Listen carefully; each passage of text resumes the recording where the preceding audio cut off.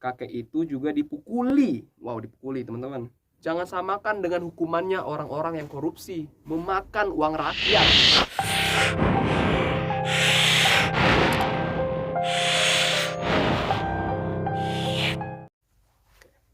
Salam. Seringkali terjadi kekerasan terhadap lansia yang mencuri makanan, minuman, dan barang-barang lain.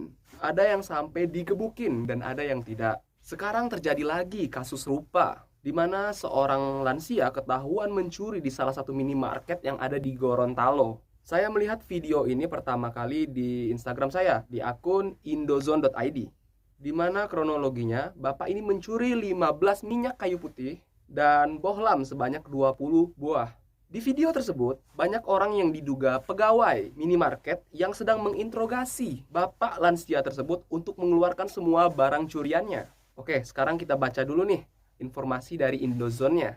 Baru-baru ini viral sebuah video memperlihatkan seorang kakek yang diinterogasi pegawai minimarket karena ketahuan mencuri sejumlah minyak kayu putih dan bola lampu. Peristiwa ini diketahui terjadi di Desa Talu Lobutu Selatan, Kecamatan Tapah, Gorontalo. Dalam video yang beredar, kakek tersebut tampak pasrah diinterogasi oleh para pegawai minimarket. Kakek itu juga dipukuli, wow, dipukuli teman-teman, oleh seorang pemuda yang diduga merupakan salah satu pegawai minimarket. Peristiwa ini sendiri bermula saat kakek tersebut masuk ke sebuah minimarket lalu menanyakan harga minyak telon. Kedatangan kakek itu rupanya membuat salah satu pegawai curiga. Sebab sebelumnya foto kakek tersebut sempat beredar di grup internal pegawai minimarket. Salah satu pegawai minimarket berinisial ZK sempat melihat kakek tersebut mengambil minyak telon dan membiarkannya keluar. Oh, jadi gerak-geriknya udah dipantau teman-teman. ZK kemudian melihat kakek tersebut berjalan menuju minimarket lain dan saat itulah ia mengikutinya. Rupanya di sana ia kembali melakukan aksinya dan menemukan sejumlah minyak kayu putih. Kakek itu kemudian dibawa ke gudang minimarket untuk diinterogasi.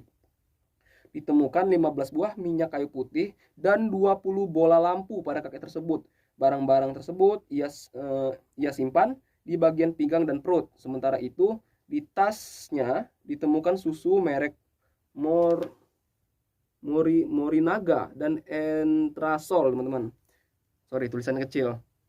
Setelah mengalami pemukulan, kakek tersebut minta maaf kepada pegawai minimarket dan berjanji tidak akan mengulanginya lagi. Terkait pemukulan terhadap kakek tersebut, kepada pihak kepolisian, pegawai minimarket tersebut mengaku tidak melakukan penganiayaan dan hanya menginterogasi saja. Setelah diamankan, kakek itu pun akhirnya dibawa pergi ke arah kota Gorontalo. Berdasarkan keterangan polisi, kakek tersebut ternyata juga pernah diamankan karena ketahuan mencuri di apotek Kimia Farma dan sejumlah toko lainnya di daerah Gorontalo dan sebagainya. Cuma batas itu teman-teman. Disuruh ini membuka linknya gitu. Sekarang kita simak lagi videonya. Oke, teman-teman bisa lihat nih di sini kronologi kakek yang dipukuli usai ketahuan curi banyak minyak kayu putih di minimarket. Ya, teman-teman bisa lihat saat diciduk pria lansia tersebut kedapatan menyelipkan 15 buah minyak kayu putih dan bohlam Philips sebanyak 20 buah. Dia pun hanya bisa pasrah saat diinterogasi oleh pegawai minimarket. Oke, kita simak videonya.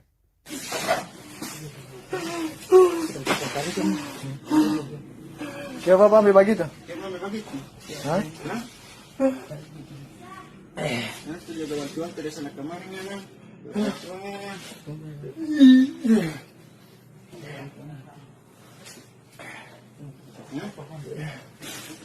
Siapa ambil bagi tuh? Dapat uang kau. Hah? Tidak ada uang. Tidak ada uang. Kas keluar itu yang minyak. Kas keluar semua. Minyak kayu putih, kas keluar. Kas keluar semua. Iya. Kas keluar. Angkat. Kas keluar semua, kas keluar. Iya. Ayo, telepon dia. Pali, OTW kemari. Agak telepon teteh. Keluar semua. Kas keluar semua. Masih kan cuma ambil. Iya. Enggak pada ngunguin, enggak pada ngungu. Masih cuma ambil. Enggak pada ngungu. Masih cuma ambil. Lagi. Karena dari Indomaret kemarin bos kita dapat. Lagi. Tahu mana? Cuma ini? Jagoan cium-cium mana bos? Cuma ini? Berapa dia yang ditarik? Hah? Lagi.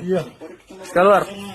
Keluar semua. Masih ada lagi abang basket kita punya. Apa lagi? Indah ya Dari Indomaret ini? dari sana. Dari patron Indomaret ini? Iya. Tidak paling mana? Terus share nggak ini?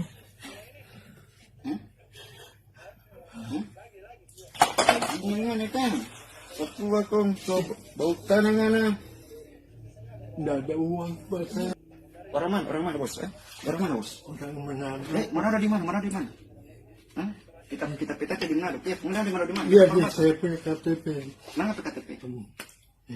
Kita tahu orang mana?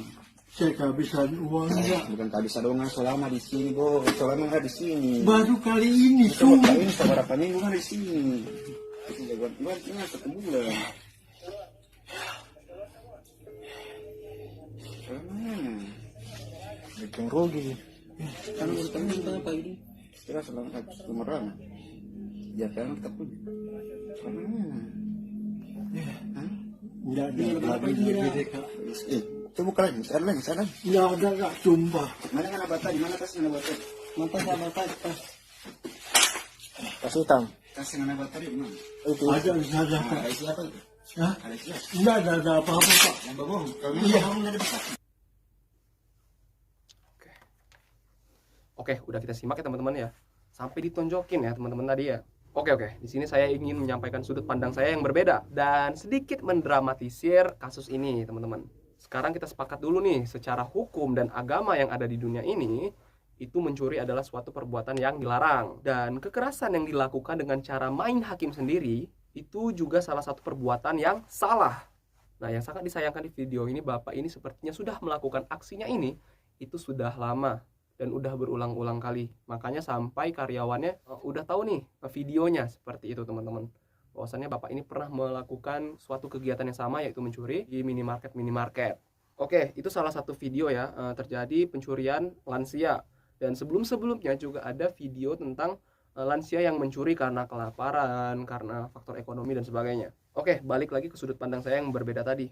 Sekarang begini, pencurian biasanya terjadi dikarenakan faktor ekonomi seseorang yang bisa dikatakan mungkin tidak berkecukupan. Dan seorang lansia seharusnya nih ya teman-teman ya, kalau kita ngikutin kehidupan ideal di negara kita, itu harusnya tidak bekerja lagi karena keadaan fisik yang semakin melemah dan pikiran juga yang semakin melemah. Kita anggap aja Bapak itu udah tidak mampu lagi bekerja karena kondisi lansia tersebut, sehingga mengharuskan Bapak tersebut untuk mencuri untuk mencukupi kebutuhan hidupnya dan berbagai macam tanggung jawabnya. Kan ada anaknya Bang, ada tetangganya, ada keluarganya. Kok mereka nggak membantu? Betul kawan-kawan, seharusnya kita sebagai anak, tetangga, keluarga itu membantu keluarga kita yang sedang kesusahan. Apalagi anak ya, sebagai bentuk pengabdian kepada orang tuanya yang sudah mengurus kita dari kecil dulu. Tapi gimana jikalau keluarganya, temannya, bahkan anaknya itu tidak bisa berbuat lebih? Karena kondisi mereka juga sama, sedang berada dalam kesusahan. Karena kondisi anaknya mungkin hanya bisa memberi uang 300.000, 200.000, bahkan 100.000 dalam 1 bulan untuk orang tuanya dari hasil anaknya bekerja. Nah, dengan uang tersebut, apakah Bapak tersebut bisa mencukupi kebutuhan hidup dia beserta dengan berbagai macam tanggung jawabnya, misalnya istrinya dan sebagainya? Mungkin Bapak ini bisa saja berhutang, tapi apalah daya, Bapak tersebut juga tidak akan mampu untuk melunasi hutang-hutangnya. Yang ada, hutang Bapak tersebut menjadi kian membesar jikalau Bapak itu berhutang. Sehingga Bapak tersebut memutuskan untuk mencuri. Yang sangat disayangkan, Bapak tersebut sampai ditonjokin. Apakah perbuatan tersebut manusiawi? Boleh direnungkan. Sekarang saya tanya lagi, jika Bapak tadi itu adalah orang tuamu, apakah Anda pribadi yang misalnya sebagai anak tunggal bisa untuk memenuhi semua kebutuhan orang tua Anda tanpa ada kekurangan? Mungkin Anda yang berada di fase yang aman bisa menjawab iya. Tapi kita sekarang hidup di negara berkembang, di mana masih banyak sekali orang-orang yang hidup di negara ini dalam keadaan yang tidak berkecukupan dan menyadari bahwa kita belum bisa memenuhi kebutuhan orang tua kita secara maksimal. Anak-anaknya mungkin posisinya sedang berjuang, untuk membangkitkan ekonomi keluarga. Karena tak semua itu orang lahir dalam keadaan yang berkecukupan. Proses setiap orang untuk mencapai kebebasan secara finansial itu memiliki waktu yang berbeda-beda, kawan-kawan. Jadi janganlah kita menghakimi orang tersebut secara berlebihan. Pikirkan baik-baik, itu orang tuamu. Apakah kamu bisa memenuhi kebutuhan orang tuamu secara penuh? Agar orang tuamu tidak banyak meminta pertolongan orang lain, bahkan sampai tidak mencuri? Jawablah sendiri. Silahkan ukur dayamu, seberapa mampu kamu bisa menghidupi orang tuamu. Sebaiknya bapak tersebut jangan sampai dipukuli. Cukup diinterogasi saja dan diberikan kepada pihak yang berwajib. Saya juga mengerti atas kemarahan pegawai minimarket karena kehilangan barang yang menjadi tanggung jawab mereka, dan mereka mengusahakan agar hal-hal tersebut tidak terjadi terus-menerus. Di sini teman-teman dari minimarket juga harus meningkatkan kewaspadaan dan jangan lengah terhadap pencurian. Begitu juga dengan pihak-pihak yang berwenang yang menindak perbuatan-perbuatan kriminal yang ada di Indonesia. Tolong junjung keadilan. Terkadang masyarakat kecil mencuri bukan karena untuk membuat dirinya semakin kaya, tapi hanya sekedar untuk mengisi perut yang lapar. Jangan samakan dengan hukumannya orang-orang yang korupsi, yang mencuri uang rakyat karena nafsu dan untuk memperkaya diri sendiri, memakan uang rakyat yang seharusnya uang tersebut digunakan untuk mensejahterakan rakyat. Namun apalah daya, pencuri berdasi tetap saja dengan serakah mengambilnya, sehingga masyarakat terpaksa ikut mencuri karena tak mampu untuk membeli beras, tidak sejahtera. Oke, kembali lagi, ini hanya sebuah sudut pandang. Sudut pandang saya belum tentu benar seutuhnya. Gimana sudut pandang kalian? Tuliskan di kolom komentar ya. Kalau begitu, Bangsat pamit dulu. Oh iya, for your information, untuk konten selanjutnya kita masuk ke refreshment session. Jadi gak bahas soal-soal kasus sosial lagi. Mungkin tentang kuliner, traveling, musik, dan sebagainya. Pokoknya simak terus deh. Dan pastinya seru banget dan bikin adem. Oke, sekian dulu kalau gitu. Salam.